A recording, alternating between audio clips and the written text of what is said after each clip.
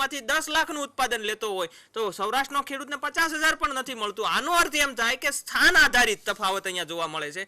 એના મૂળની અંદર તમે જુઓ તો પોષક તત્વો પણ એટલા જ અગત્યના હોય છે, કારણ કે જમીનને એટલી ગુણવત્તાસભર જ્યારે બનાવવાની થાય તો એક જ વિસ્તારની જમીન પણ ક્યારેક અલગ અલગ હોય છે. એક ખેડૂત એવો હોય છે કે જે એવું કરે છે કે જે જમીનને ફળદ્રુપ દર વર્ષે બનાવવા માટે રાસાયણિક ખાતરનો પણ ઓછો ઉપયોગ કરે છે. જે આપણું જે ઓર્ગેનિક ખાતર હોય છે, જે પશુઓમાંથી છાણ નીકળે છે, એને પણ વિશેષ પ્રમાણે ગુણવત્તાસભર રીતે પોતે બનાવતો હોય છે, ધ્યાન આપતો હોય છે, સમયસર એનું ખેડાણ કરતો હોય છે.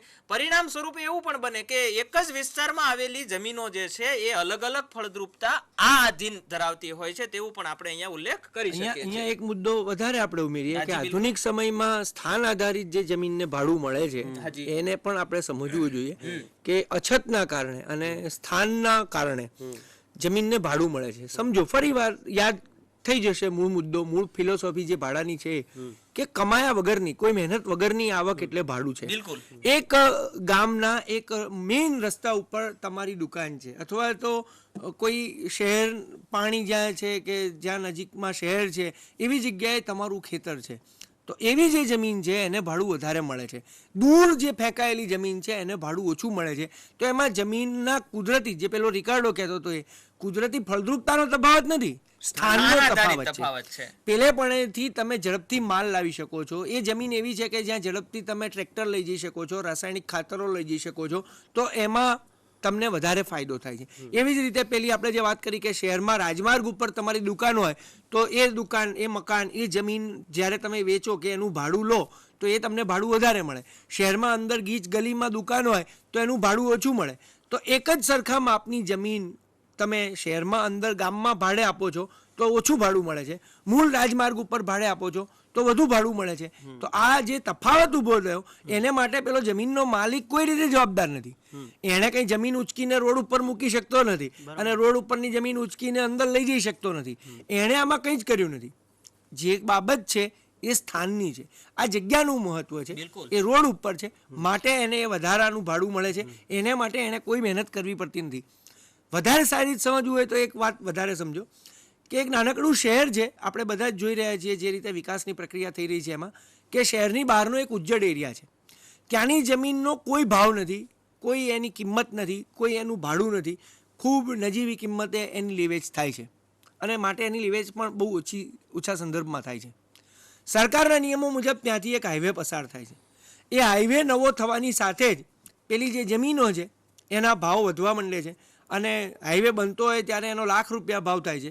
હાઈવે બની જાય પછી એનો ₹2,00,000 ભાવ થાય છે. પછી ત્યાં હોટલો અને મોટા ગૃહો ને એ બધું શરૂ થઈ જાય છે, ઇન્ડસ્ટ્રીયલ એરિયા શરૂ થઈ જાય છે, કારણ કે પેલો હાઈવે આવ્યો. અને જેમ જેમ એ વધતું જાય છે એમ એ જમીનની કિંમત લાખની 2 લાખ, 2 લાખની 5 લાખ, 5 લાખની કરોડ, કરોડની 5 કરોડ થાય છે.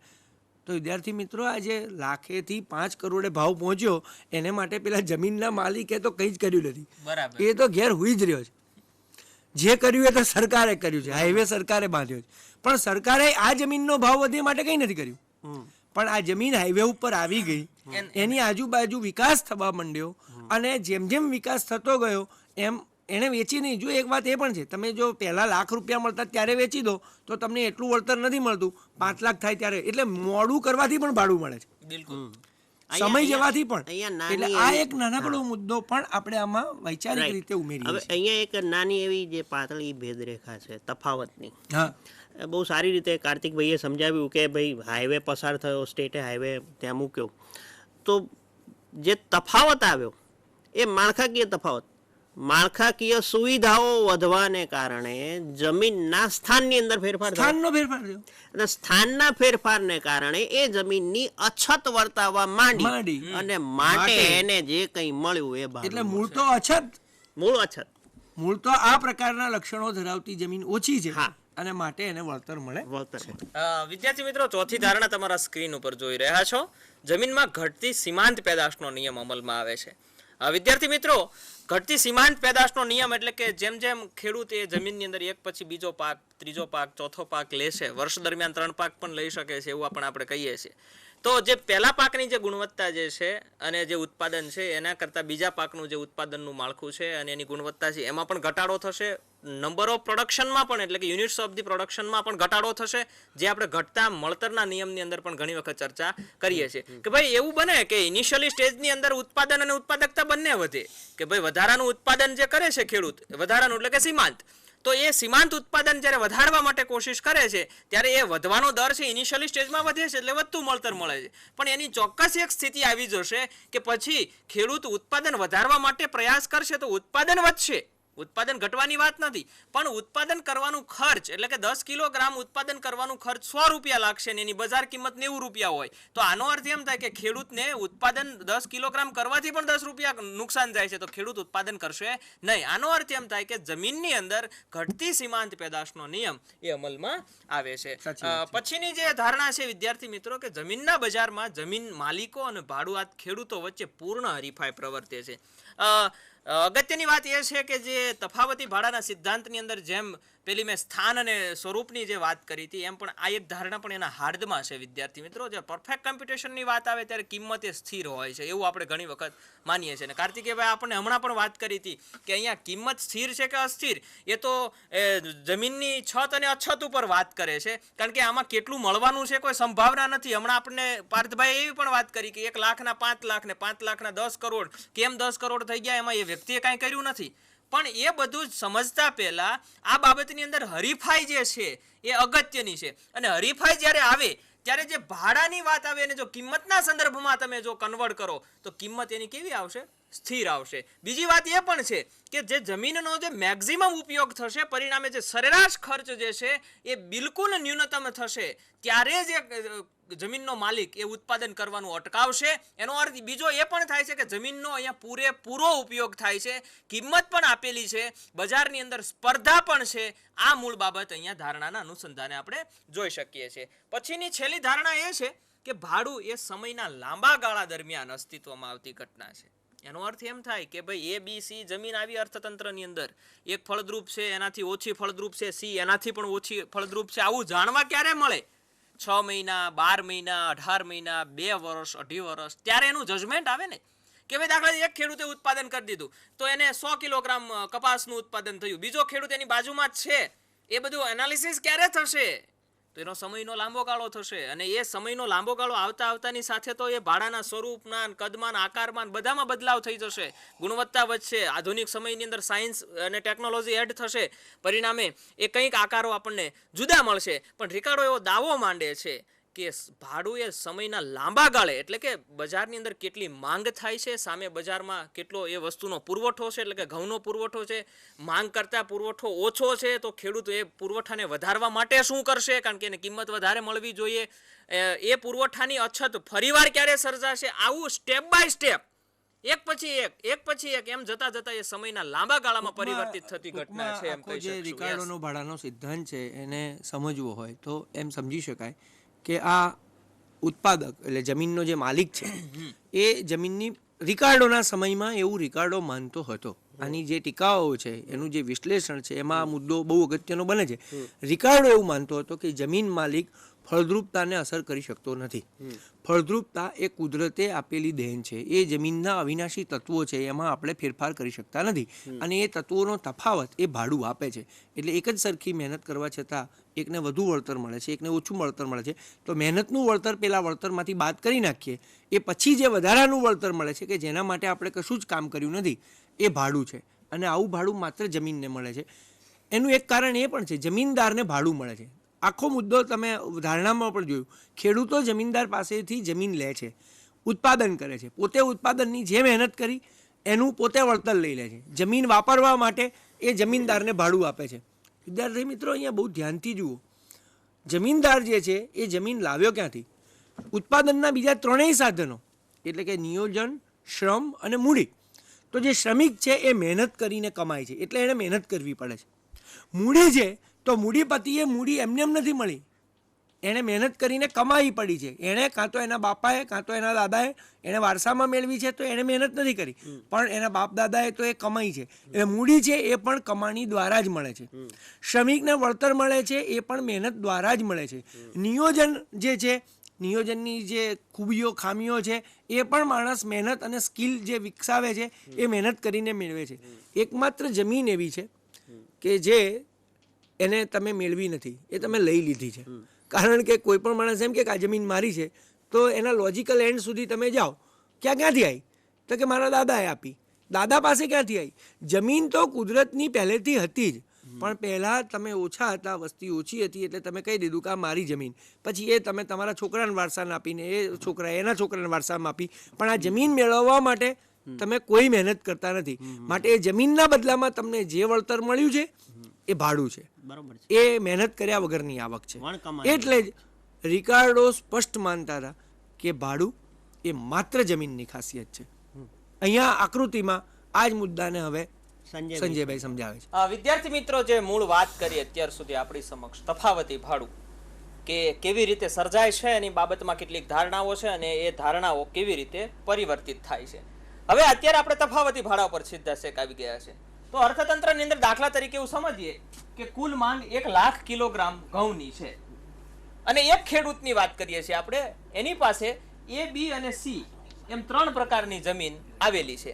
અગાઉ જે ધારણા આપણે કરી એ પ્રમાણે એ જમીન એ સૌથી વધુ ફળદ્રુપ છે, B જમીન એના કરતા ઓછી ફળદ્રુપ છે અને C જમીન એના કરતા પણ ઓછી ફળદ્રુપ છે. તો હવે દાખલા તરીકે હું તમને વિદ્યાર્થી મિત્રો સવાલ પૂછું તો ખેડૂત પહેલા કઈ જમીનની અંદર એ ઉત્પાદન શરૂ કરે? સ્વાભાવિક છે કઈ જમીનમાં ઉત્પાદન શરૂ કરે? એ જમીનમાં. કેમ કે એને ખર્ચ ત્યાં ઓછું આવશે B જમીનની સરખામણીએ અને ઉત્પાદન વધારે આવશે. પરિણામ સ્વરૂપે એ જમીન એ સંપૂર્ણતઃ એ વાવેતર નીચે આવરી લેશે. ઓકે, સપોઝ બન્યું એવું એમાંથી કે ભાઈ 60,000 કિલોગ્રામનું ઉત્પાદન થયું ઘઉંનું. આનો અર્થ એમ થયો કે અર્થતંત્રની અંદર કુલ માંગ કેટલી છે? 1 લાખ કિલોગ્રામ. તો એ બધી જમીનને એક સાથે આવરી લે છે. એ જમીનને છતાં થાય છે કેટલું ઉત્પાદન? 60,000 કિલોગ્રામનું. આનો અર્થ એમ થાય કે હજી અર્થતંત્રની અંદર માંગ છે. પરિણામ સ્વરૂપે આ ખેડૂત એ B પ્રકારની જમીનને વાવેતર નીચે લાવવા માટે પ્રયાસ કરશે. એ પહેલા જો કે એ જમીનની અંદર સઘન ખેતી અને વિસ્તૃત ખેતીના જે કન્સેપ્ટ છે એ બધા એડ કરશે અને પછી એને એમ થશે કે ઘટતા મળતરનો નિયમ લાગી ગયો છે અહીંયા, હવે વધારાનું ઉત્પાદન કરવાથી ખર્ચ વધી જાય છે.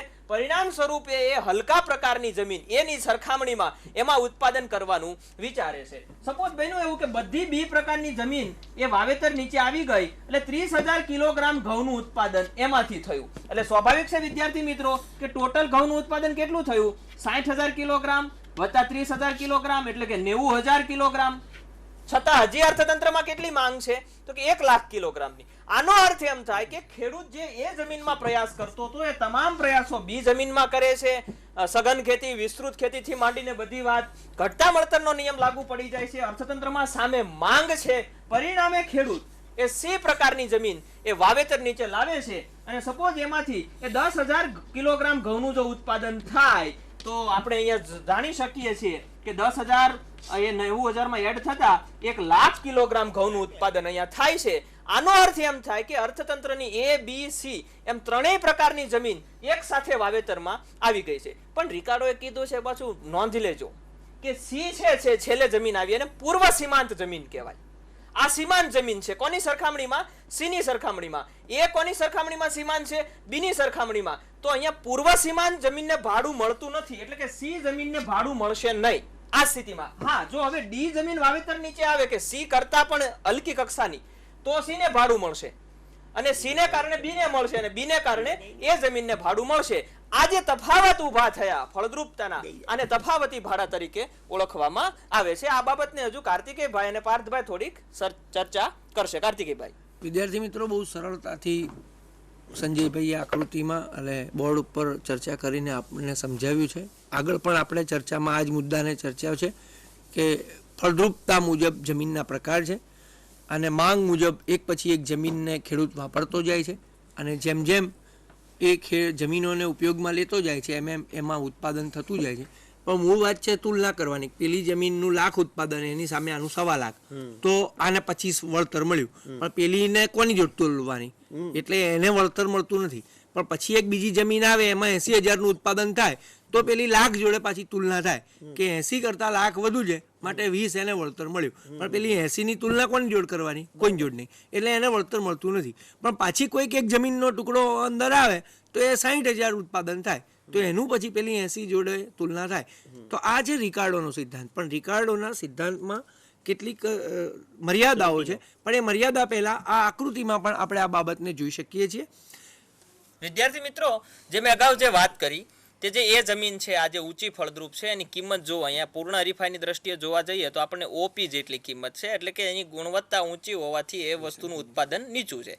બી જમીનની જો કિંમત જુઓ OP1 જેટલી છે, જે PP1 જેટલી વધારે છે એ જમીનની સરખામણીમાં, અને સી જમીનની જે વસ્તુનું ઉત્પાદન છે P2 જેટલું છે. વિદ્યાર્થી મિત્રો જુઓ, આનો અર્થ એ થાય કે વસ્તુની કિંમત એ કરતાં બી અને બી કરતાં સીમાં વધારે જોવા મળે છે, કારણ કે તેમાં ગુણવત્તાના અને ફળદ્રુપતાના પ્રશ્નો છે. પરિણામે ખેડૂતને જ ઉત્પાદન ખર્ચ અહીંયા ઊંચું આવે છે. હવે દાખલા તરીકે મેં તમને કીધું એ જમીન બધી વાવેતર નીચે આવરી લીધી છતાં માંગ છે, એટલે ખેડૂત બી જમીનને વાવેતર નીચે લાવે છે. પરિણામે જો આ જે રેખા છે ને એને કારણે અહીંયા આ રેખા ઉત્પન્ન થાય છે.